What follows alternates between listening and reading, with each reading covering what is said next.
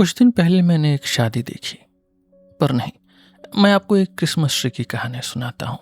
शादी बहुत शानदार थी, मुझे बहुत पसंद आई, लेकिन वह दूसरी घटना ज्यादा दिलचस्प थी। मुझे नहीं पता कि उस शादी को देखकर मुझे वह क्रिसमस ट्री क्यों याद आ गया। यह बात कुछ इस तरह शुरू हुई। ठीक 5 साल पहले की बात है। नए साल की शाम थी। मुझे बच्चों की एक पार्टी में बुलाया गया था। यह पार्टी एक बहुत बड़े और अमीर व्यापारी ने दी थी। वह आदमी दुनियादारी में बहुत माहिर था। उसके बड़े बड़े लोगों से संपर्क थे। देखने में लग रहा था कि बच्चों की पार्टी तो बस एक बहाना है। असल में माँ बाप को यहाँ इकट्ठा होकर अपने मतलब की बातें करनी थी। मैं वहाँ एक बाहरी इंसान की तरह था। मुझे किसी से कोई खास काम नहीं था, इसलिए मैं चुपचाप अलग बैठा पूरी शाम मजा ले सकता था। वहाँ एक और आदमी था जो मेरी ही तरह इस घरेलू जश्न में फंस गया था। सबसे पहली मेरी नज़र उसी पर गई। वह किसी बड़े या नामी परिवार का नहीं लग रहा था। वह लंबा था, थोड़ा दुबला, बहुत गंभीर और अच्छे कपड़े पहने हुए। साफ दिख रहा था कि उसे इस पारिवारिक जश्न में कोई दिलचस्पी नहीं थी। जैसे ही वह एक कोने में गया, उसके चेहरे की मुस्कान गायब हो गई। उसने अपनी घनी काली भौहें सिकोड़ ली। वह पार्टी देने वाले के अलावा किसी को नहीं जानता था। वह बुरी तरह बोर हो रहा था। फिर भी वह अंत तक मजे करने का नाटक करता रहा। बाद में मुझे पता चला कि वह किसी छोटे शहर से आया था। वह राजधानी में किसी बहुत जरूरी और सिर दर्द वाले काम से आया था। वह हमारे पार्टी देने वाले के नाम एक सिफारिशी चिट्ठी लाया था और मेजबान ने, उस पार्टी देने वाले ने, बस शिष्टाचार के नाते उसे बच्चों की इस पार्टी में बुला लिया था, दिल से नहीं। किसी ने उसके साथ ताश नहीं खेला, किसी ने उसे सिगार नहीं दिया, किसी ने उससे बात तक नहीं की। शायद लोगों ने दूर से ही उसकी हैसियत पहचान ली थी। अब उस बेचारे को समझ नहीं आ रहा था कि वह अपने हाथों का क्या करे, इसलिए वह पूरी शाम अपनी मूछों पर हाथ फेरता रहा। उसकी मूछें सच में बहुत शानदार थी, जैसे दुनिया में पहले उसकी मूछें आई हों और फिर वह आदमी, ताकि उन्हें सहला सके। वहां एक और मेहमान था जिसने मेरा ध्यान खींचा, पर वह बिल्कुल अलग तरह का इंसान था। वह एक बहुत बड़ी हस्ती था। लोग उसे जूलियन मास्ताकोविच कहते थे। एक नज़र में ही पता चल जाता था कि वह बहुत खास मेहमान है। पार्टी देने वाला और उसकी पत्नी उसके आगे पीछे घूम रहे थे। वे उसकी हर बात में हाँ मिला रहे थे, उसे शराब पिला रहे थे, मेहमानों को लाकर उससे मिलवा रहे थे। जब जूलियन मास्ताकोविच ने कहा कि उसने इतनी अच्छी शाम बहुत कम बिताई है, तो मैंने देखा कि पार्टी देने वाले की आंखों में खुशी के आंसू चमक उठे। मुझे इस बड़ी हस्ती के सामने थोड़ी घुटन सी होने लगी, इसलिए मैं बच्चों के साथ थोड़ा खेलने के बाद एक छोटे से कमरे में चला गया। यह कमरा बिल्कुल खाली था। बच्चे बहुत प्यारे थे। वे बड़ों की तरह दिखावा नहीं करना चाहते थे। देखते ही देखते उन्होंने क्रिसमस ट्री पर लगी सारी मिठाइयाँ साफ कर दी, और इससे पहले कि उन्हें पता चलता कि कौन सा खिलौना किसका है, उन्होंने आधे खिलौने तोड़ डाले थे। उनमें से एक छोटा लड़का बहुत सुंदर था, काली आंखें और घुंघराले बाल। वह अपनी लकड़ी की बंदूक से बार बार मुझ पर निशाना साधने की जिद कर रहा था, लेकिन जिस बच्ची ने सबसे ज्यादा ध्यान खींचा वह उसकी बहन थी। वह करीब 11 साल की थी, किसी परी जैसी सुंदर। वह शांत और गहरी सोच में डूबी हुई थी। उसकी आंखें बड़ी और सपनों से भरी थीं। बच्चों ने उसे किसी बात पर चिढ़ा दिया था, इसलिए वह उन्हें छोड़कर उसी कमरे में आ गई जहां मैं बैठा था। वह अपने गुड़िया लेकर एक कोने में बैठ गई। उसके पिता बहुत अमीर व्यापारी हैं, मेहमानों ने एक दूसरे से दबी आवाज में कहा। उसके दहेज के लिए अभी से 3 लाख रूबल अलग रख दिए गए हैं। मैंने मुड़कर उन लोगों को देखा जो यह खबर सुना रहे थे। तभी मेरी नज़र जूलियन मास्ताकोविच पर पड़ी। वह पूरे फोकस के साथ यह बकवास सुन रहा था। उसके हाथ पीछे बंधे थे और सिर एक तरफ झुका था। मैं हैरान था कि हमारे पार्टी देने वाले ने कितनी चालाकी से बच्चों को तोहफे बांटे थे। उस भारी दहेज वाली बच्ची को सबसे सुंदर गुड़िया मिली थी। बाकी बच्चों को उनके माँ बाप की हैसियत के हिसाब से सस्ते या महंगे तोहफे दिए गए थे। सबसे आखिरी बच्चा 10 साल का एक छोटा सा लड़का था। वह दुबला पतला था, बाल लाल थे और चेहरे पर झाइयाँ थीं। उसे प्रकृति की कहानियों वाली एक छोटी सी किताब मिली थी, जिसमें कोई तस्वीर तक नहीं थी। वह उस घर की दाई का बच्चा था। वह दाई एक गरीब विधवा थी। उस छोटे लड़के ने एक पुराना सस्ता सा जैकेट पहना हुआ था। वह बहुत डरा और सहमा हुआ लग रहा था। उसने अपनी वो किताब ली और बाकी बच्चों के खिलौनों के आसपास धीरे धीरे घूमने लगा। वह उन खिलौनों से खेलने के लिए कुछ भी कर सकता था, पर उसकी हिम्मत नहीं हो रही थी। साफ दिख रहा था कि उसे अपनी औकात पता थी। मुझे बच्चों को देखना पसंद है। उस लाल बालों वाले लड़के को दूसरे बच्चों के खिलौने बहुत लुभा रहे थे, खासकर एक खिलौना थिएटर। वह उस थिएटर के साथ खेलने के लिए इतना बेचैन था कि उसने दूसरे बच्चों की खुशामद करनी शुरू कर दी।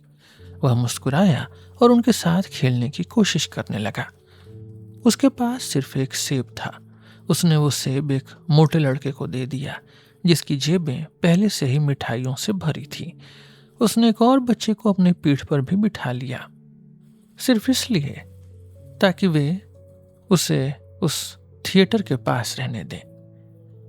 लेकिन कुछ ही पल बाद एक बदतमीज लड़के ने उस पर हमला कर दिया और उसे पीटने लगा।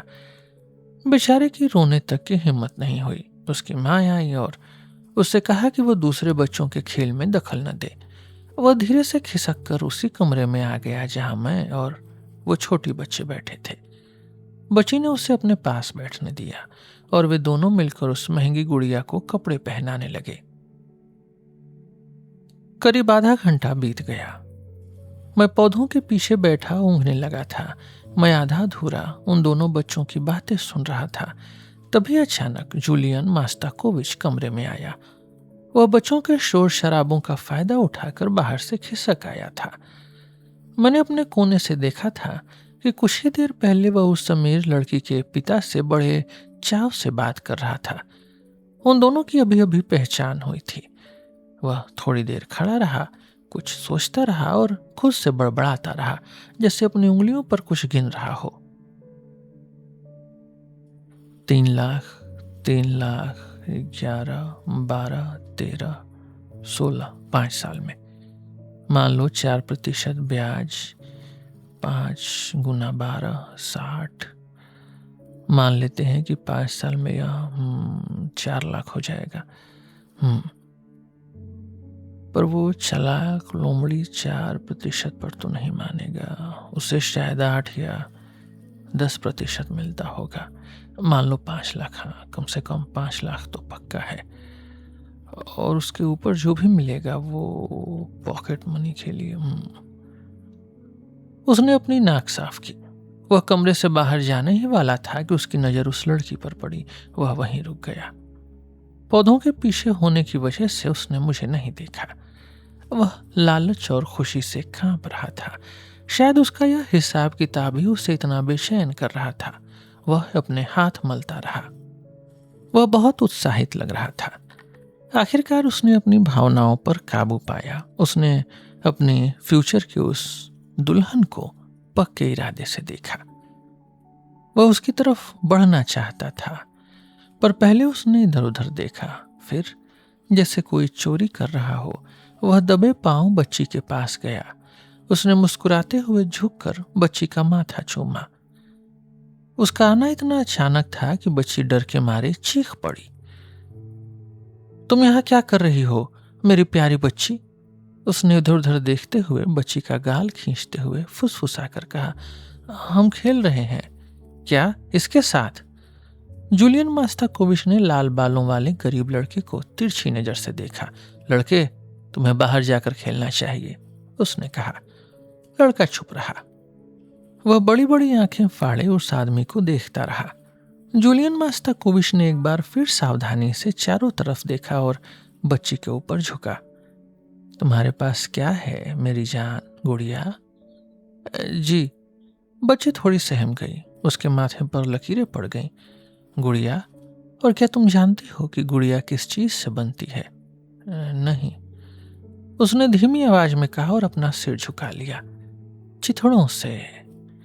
और लड़के, तुम वापस दूसरे बच्चों के पास जाओ, जूलियन मास्ताकोविच ने लड़के को घूरते हुए कहा।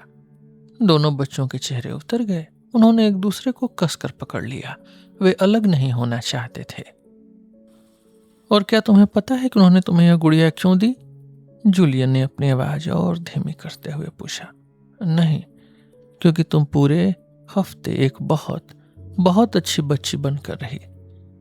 यह कहते हुए जूलियन मास्ताकोविच अचानक बहुत बेचैन हो गया।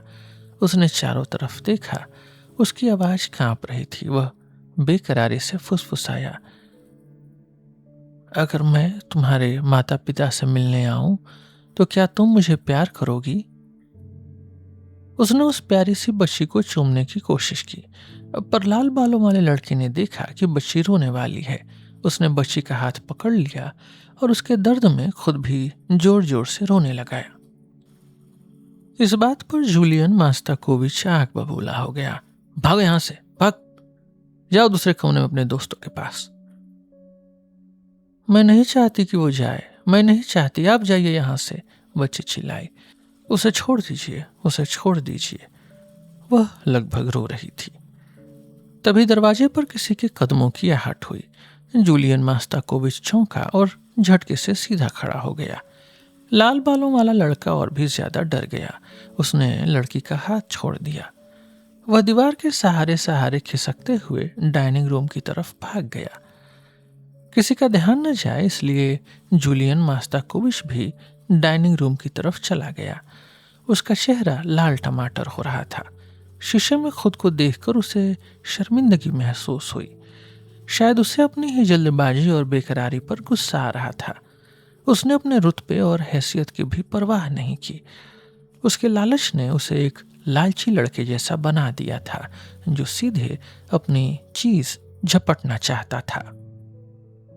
हालांकि वो लड़की अभी उसकी कोई चीज नहीं थी। 5 साल बाद होने वाली थी।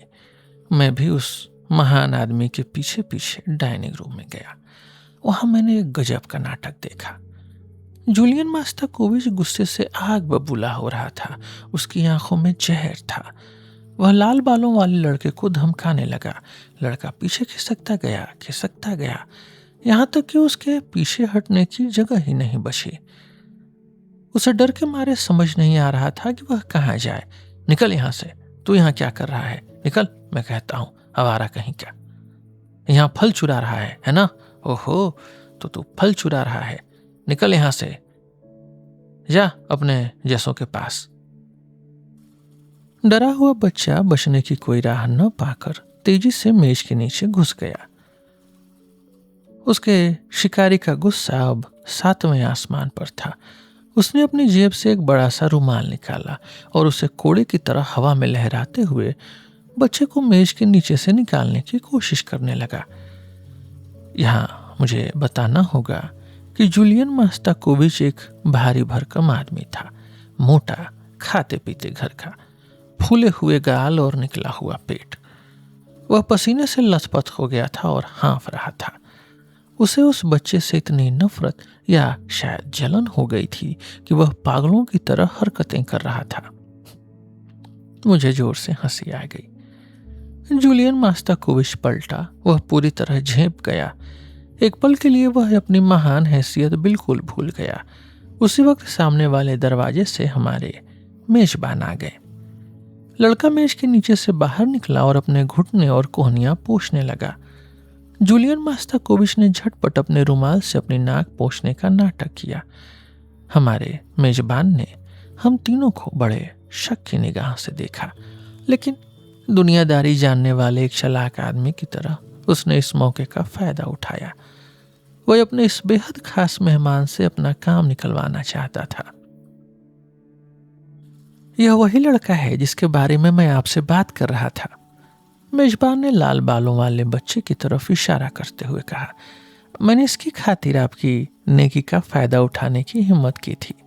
ओह, जूलियन मास्ताकोविच ने कहा। वह अभी भी पूरी तरह संभल नहीं पाया था।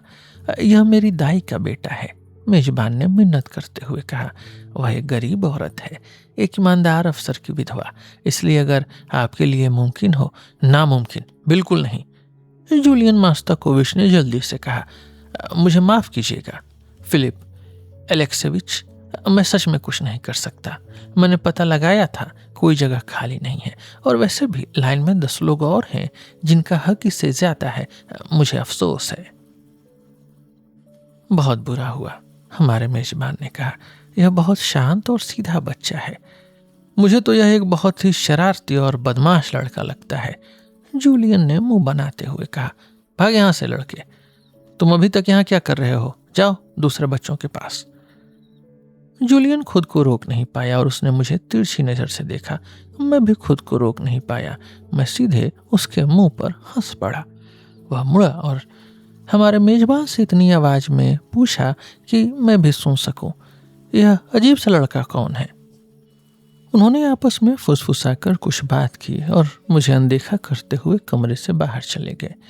मैं हंसी से लोटपोट हो रहा था। फिर मैं भी ड्राइंग रूम में चला गया। वहां वह महान आदमी माँ बाप और मेजबानों से घिरा हुआ था। वह एक औरत से बड़े चाव से बात कर रहा था। यह औरत उसी अमीर बच्ची की माँ थी। जूलियन उसकी बच्ची की झूठी तारीफों के पुल बांध रहा था। वह उस प्यारी बच्ची की सुंदरता, उसके हुनर, उसके अंदाज और उसकी अच्छी परवरिश के कसीदे पढ़ रहा था। साफ दिख रहा था कि वह माँ की चापलूसी कर रहा था। माँ खुशी के आंसू रोकते हुए उसकी बातें सुन रही थी और पिता के चेहरे पर एक संतुष्ट मुस्कान थी। यह खुशी फैलने वाली थी। सबको मजा आ रहा था, यहाँ तक कि बच्चों को भी अपना खेल रोकना पड़ा ताकि उनकी बातचीत में खलल न पड़े। कमरे के माहौल में उस आदमी का दबदबा साफ महसूस हो रहा था। मैंने सुना कि उस बच्ची की माँ, जो बहुत भावुक हो चुकी थी, उसने जूलियन मास्ताकोविच से बहुत ही मीठे शब्दों में पूछा कि क्या वह कभी उनके घर आने का सम्मान उन्हें देंगे। मैंने सुना कि जूलियन मास्ताकोविच ने पूरे जोश के साथ यह न्योता कबूल कर लिया। फिर मेहमान सलीके से कमरे में अलग अलग जगह बैठ गए और मैंने सुना कि वे सब कितनी इज्जत के साथ उस व्यापारी, उसकी पत्नी, उसकी बेटी और खासकर जूलियन मास्ताकोविच की तारीफें कर रहे थे। क्या यह आदमी शादीशुदा है? मैंने जूलियन के पास खड़े अपने एक परिचित से जोर से पूछा। जूलियन मास्ताकोविच ने मुझे जहरीली नजर से देखा। नहीं, मेरे परिचित ने कहा। उसे मेरी इस जानबूझकर की गई बदतमीजी पर गहरा धक्का लगा था। कुछ दिन पहले मैं एक चर्च के पास से गुजर रहा था। वहां एक शादी देखने के लिए बहुत भीड़ जमा थी। दिन बहुत उदास सा था। हल्की हल्की बारिश शुरू हो गई थी। मैं भीड़ को चीरते हुए चर्च के अंदर गया। दूल्हा एक गोल मटोल, खाता पीता, निकले हुए पेट वाला ठिगना सा आदमी था। वह बहुत सजे धजे कपड़े पहने था। वह इधर उधर भाग रहा था, आदेश दे रहा था और इंतजाम देख रहा था। अंत में खबर आई कि दुल्हन आ रही है। मैं भीड़ के बीच से आगे बढ़ा और मैंने एक बेहद खूबसूरत लड़की को देखा जिसकी जवानी अभी बस शुरू ही हुई थी, लेकिन वह बहुत पीली और उदास थी। वह खोई खोई सी लग रही थी। मुझे ऐसा भी लगा जैसे रोने की वजह से उसकी आंखें लाल थी। उसके चेहरे की उदासी ने उसकी सुंदरता को एक अजीब सी गंभीरता दे दी थी। लेकिन उस गंभीरता और उदासी के बीच भी एक बच्चे जैसी मासूमियत झलक रही थी। उसके चेहरे पर कुछ ऐसा था जो बहुत भोला, बहुत कच्चा और बहुत कम उम्र का था, जैसे वह बिना कुछ बोले रहम की भीख मांग रही हो। लोगों ने बताया कि वह अभी ठीक 16 साल की हुई है। मैंने दूल्हे को ध्यान से देखा। अचानक मैंने उसे पहचान लिया। यह जूलियन मास्ताकोविच था, जिसे मैंने पिछले 5 सालों में कभी नहीं देखा था। फिर मैंने दोबारा दुल्हन को देखा। हे भगवान। मैं जितनी जल्दी हो सका चर्च से बाहर निकल आया।